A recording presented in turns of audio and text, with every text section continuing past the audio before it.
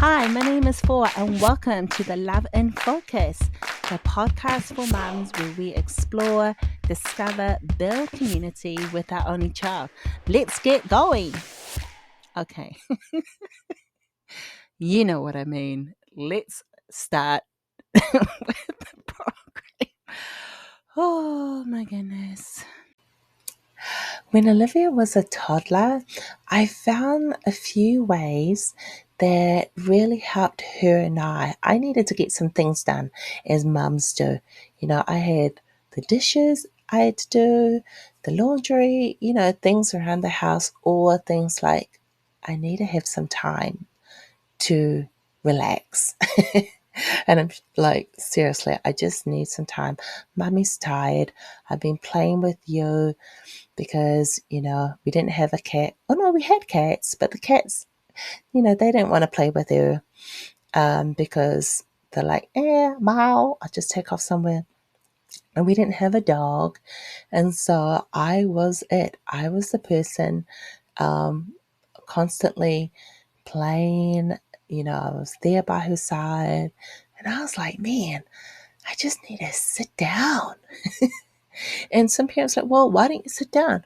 Well, still learning to give you some space. But here's what I found. We had this or discovered, my husband and I, we bought this slide, and it was an outdoor slide. And there's a little platform that you could stand on, that she could stand on, and then go down the slide. So it was light enough for me to carry this anywhere. Like if I needed to carry it, which I did, outside, and move it around, I could without a sweat. And that's very helpful for someone who does not want to sweat a lot, since I do sweat a lot. I'll let you know, I sweat a lot. My premenopause. Okay, well, that's a bit too much information. So this slide, during the days when it was winter, we live in Indiana, or snow season, and or if it's just rainy, it's not a nice day, I would bring that slide inside the house. I did, folks. I put it inside my living room space because it was like a perfect fit. And so because we didn't have a lot of furniture, and the slide wasn't that big, it wasn't like a really big, and it took up a lot of space, but it was wonderful. So Olivia played on that slide, and she didn't need mama's hand. I didn't need to stand there. She just wanted me to see her go up and down the slide like multiple times while I'm washing the dishes. I'm sitting on the couch. She could go up and down that slide by herself, and then she would take you inside toys if we're inside, and she would slide it down the slide, and it was so nice. And then the days when, oh, it's a nice day, I would take that slide and I would take it outside, and it was easy to clean and wipe down when I needed to, clean the bottom of it. Like if it was outside and it was on the grass and, got a little bit of muddy or dirt, I just wiped it off, and it was so nice. So if you have a slide that's light and easy for you to lift up, and you have room inside your house, and it may work like, okay, I don't want to put it in my living room. I can put it down in the basement, or I can put it inside the bedroom. I would consider that, because then your child can, play on that, on the slide, and you can just go about doing your thing, whatever you need to do. Like, oh, I can do my laundry in the same room, or oh, I can just relax on, I don't know what you want to do. And it's their favorite thing to do, or they really enjoy doing that. That is great. And they probably might discover new things about their slide, like, like if you want to let them decorate the slide when they bring it inside the house, put stickers on it. I'm not sure, or even color it with washable markers. There might be something that is fun. It keeps your child entertained, or occupied, whatever you want to say, busy, while you're while you're doing your thing or you're relaxing. And that's what I love about that. So that slide, we kept that slide right up till just about 2 weeks ago. We gave that slide to our next door neighbor. And so, yeah, that was a great investment. And so for us, another activity that I did with Olivia was uh, in the kitchen. I had we baby proofed, locked all the cabinets in the kitchen and drawers except for two bottom drawers in the kitchen where she could open it herself. And I put in like her play cups, her pots and pans. Now, these pots and pans that I got, they were real pots and pans, but they were small enough at the time where she could hold it. And if she wanted to make some noise, and I gave her some wooden spoons, but they were age appropriate. So I made sure that the handle, I found some spoons that wasn't too big, where the length was too long, or if she was going to put it in her mouth, she wasn't going to choke on it. So I looked for specific safety utensils that were real and that she could use as well. Because if I could get some real, and I don't, not to say that they weren't like like they weren't toy ones, I'm gonna say. Yeah. For me, I just wanted to go with something that she could use. And as she was growing up, if she was cooking with grandma, she could use the utensils, some of the utensils that she had, cooking, or using it, so she would be more familiar with it. And she really enjoyed it. And so I didn't put a lot in the drawer. Because I don't want to be picking up all the stuff when I was in the kitchen and then laying it on the floor. But what I found out when I was in the kitchen and she was, going to the drawer, she would just stay in a certain area and she would get them out because she knew. And then not only when she got them out, it's a teachable moment. So I was like, Olivia, okay, let's put the, let's put the pots and pans and the cups back into the drawer. And so that was also just a small and practical way, as she's getting things out of the drawer, she is putting them back. Now, yes, I had to help her a lot, and I still remind her every now and then, but she knew where things went. So she got them out. Mum is going to help you and encourage you to put them back. But remember, I didn't fill the drawer with a lot, just a handful of things where it's easy, because I didn't want to be picking them up all the time by myself if she wasn't there, and I didn't want them to be flying everywhere.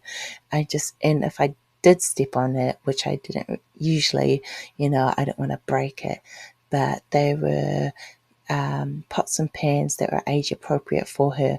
So you can find them on Amazon, or you might have, and also these pots and pans and cups these weren't the ones that, if when I was making dinner and serving it up, these weren't the main ones that I was like, okay, get your pot and pan, get your plate out. No, I had a different plate for her in main pots and pans I would use to cook, because these were her plain ones that she would just play with all the time.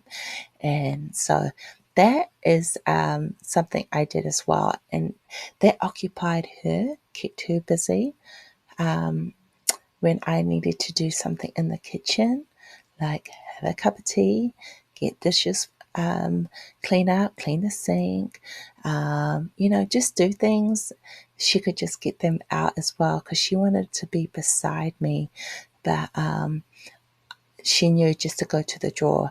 And so, mums, I hope those 2 tips with the slide and the pots and pans, maybe you're doing something like that, or you have a similar tip that you can share. I would love for you to put that in the feedback, or just there's a feedback. Just write a comment, because that was really helpful. I learned that, I think, from Pinterest. Oh no, actually, my sister told me about the pots and pans, and I was like, that's such a wonderful idea.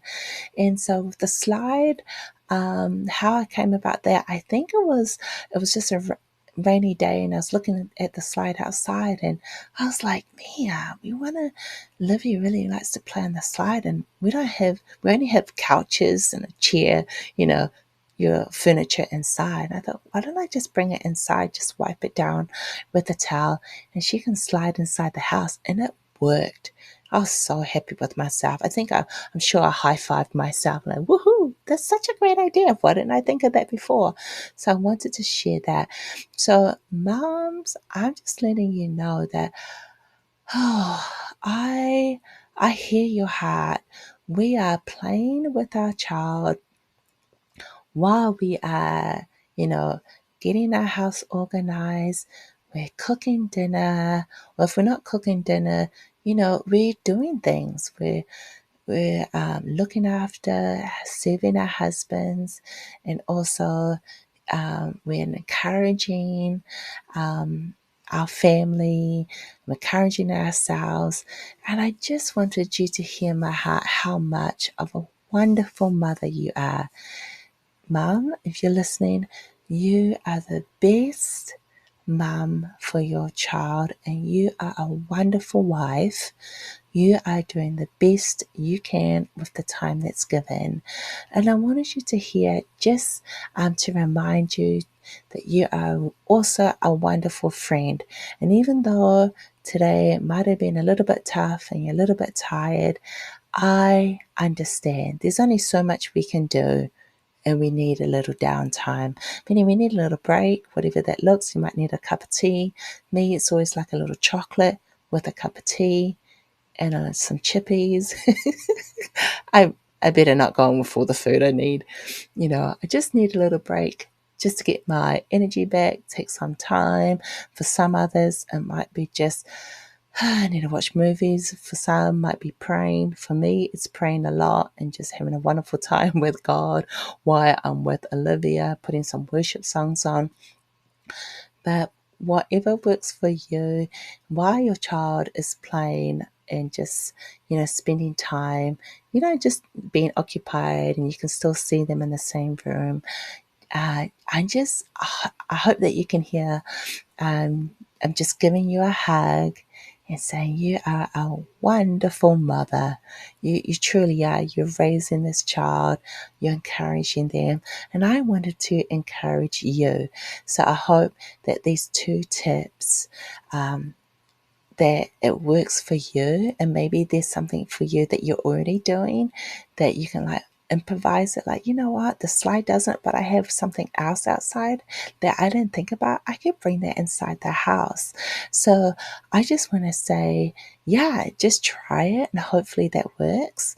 And so once again, my name is for comment, and I want to thank you for listening to this podcast, Love in Focus, Building a Community with an Only Child, because we are definitely wonderful mums that are doing our best, loving on our child, loving on our husband, and also remember to love on yourself. So thank you once again. This is Love and Focus, Building Community with an Only Child. Thank you for liking it. Thank you for following my podcast. I just want to let you know that I'm giving you a hug, and I'm cheering you on as you're in a new location, or maybe in a new season in your life with your only child. Mom, you are not alone. You can do this. My name is For Comment. I'll see you, or you'll hear from me in the next episode. Bye.